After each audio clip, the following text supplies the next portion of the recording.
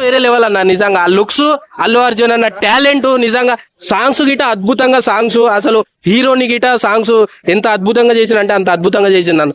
Okay, Pushpa 1 లో party లేదా పుష్ప అన్నాడు బాజీలో, దీంట్లో పార్టీ ఉంది పుష్ప అంటున్నాడు.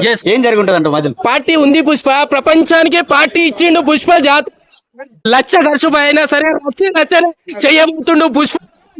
తగ్గేది గడ్డం అందుకే పెంచిన బ్రదర్. మా అన్న గురించి గడ్డం పెంచిన తగ్గేదేలే ఈసారి.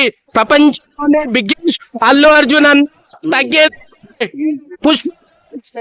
శ్రీలీల డాన్స్ ఎలా అనిపిస్తుంది? నిజంగా అన్న చించి పడేసింది అన్న. అసలు శ్రీలీల డాన్స్ నిజంగా గుండెల మీద పెట్టుకునే సాంగ్. నిజంగా అన్న ఆ సాంగ్ నెక్స్ట్ లెవెల్ అన్న. ఆమె డాన్స్, మా అల్లు అర్జున్ అన్న కష్టము, ఆయన డాన్స్ నెక్స్ట్ లెవెల్ అన్న. చింపి పడేసిండు ఈసారి. ట్రోల్ చేస్తున్నారు కదా సాంగ్ ని.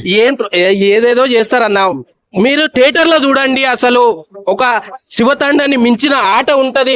జాతర జరగబోతుంది, తగలబడబోతున్నాయి, థియేటర్లే తగలబడిపోతున్నాయి. బాక్స్ ఆఫీస్ ఊపిరి పీల్చుకో మా అన్న అల్లు అర్జున్ బయటికి వచ్చిండు. సో అది ఇప్పుడు 500 కోట్లు 600 కోట్లు ఖర్చు పెడుతున్నారు సినిమాకి. అలా అని చెప్పి ఎదురు వచ్చి 800 1200 టికెట్ తీసుకుంటాం అంటే ఎట్లా కుదిరిద్ది? సో ఇక్కడ ఏంటంటే అక్కడ అందరికీ ఉపయోగపడేది. నాటే ఓన్లీ హీరోలకే డబ్బులు చెందుతున్నాయి, లేకపోతే ఇంకా వేరే వాళ్ళకి చెందుతున్నాయి అనేది కాదు. థియేటర్ నడవాలంటే రావాలి డబ్బులు. థియేటర్ కి నడవడానికి, దానికి టెక్నీషియన్స్ కి, ఆర్టిస్ట్లకి ఎంతో మందికి ఇవ్వాల్సింది ఉంటాయి. సో అందువల్ల రేట్లు పెంచడం జరిగింది. సో అది అంటే ఇక్కడ పోటీ హీరోలకు జరుగుతుందా, నిర్మాతలకు జరుగుతుందా?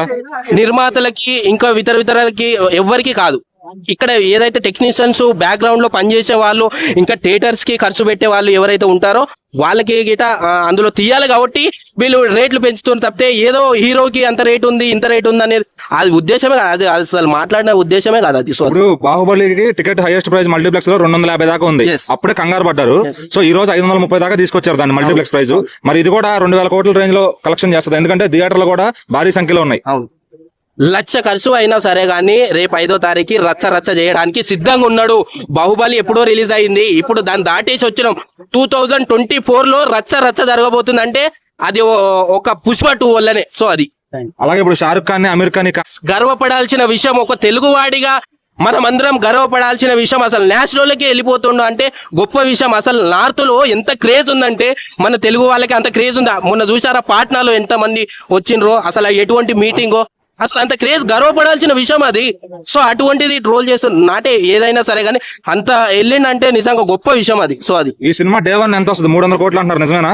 నిజంగా 300 కోట్లు కొట్టిండు అనుకో, బాహుబలి రేటు గిట్ట బద్దలు అయిపోతాయి. అసలు పనికిరాదు, అసలు బాహుబలి దేనికి పనికిరాదు.